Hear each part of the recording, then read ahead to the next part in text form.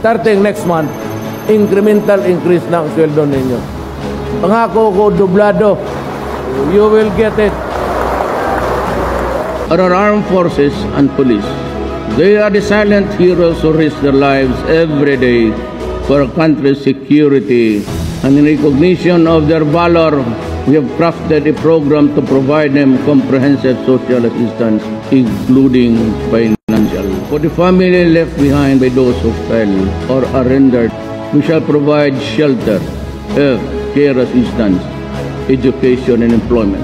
That is my way of telling our troops, never fear, do your duty, I stand behind you, so does this government and all its agencies.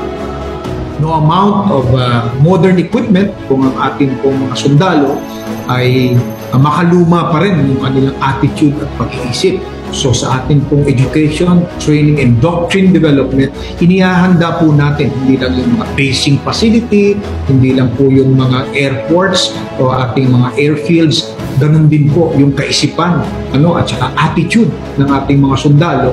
Handa na nilang ma-optimize ang modern equipment na meron tayo. Ang center talaga is the individual soldier. Okay? Kasi you may have the best radio, the best firearm, the best combat vehicles, but you do not have personnel who can adequately operate them or intercommunicate using them.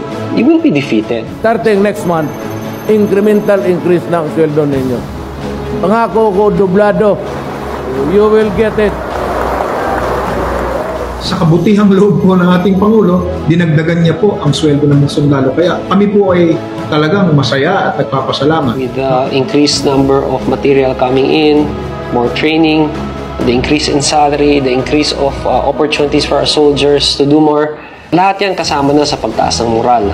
And of course, the most important is a very supportive national government headed by our president. Our program will end in 2028 and we believe and we're confident by 2028 we will have a world-class of army that is a source of national pride. Siya ang nag-iisang commander-in-chief na nakarating sa pinakamarami na mga military camps sa buong bansa. Mga kampo na karamihan ay hindi man lang minsan man naapakan ng kanilang commander-in-chief, subalit sa kasalukuyang Pangulo natin ang commander-in-chief narating, napuntahan at personal na nakita at nakamayan ng ating Pangulo ang ating mga sundalo na naglilingkod sa front.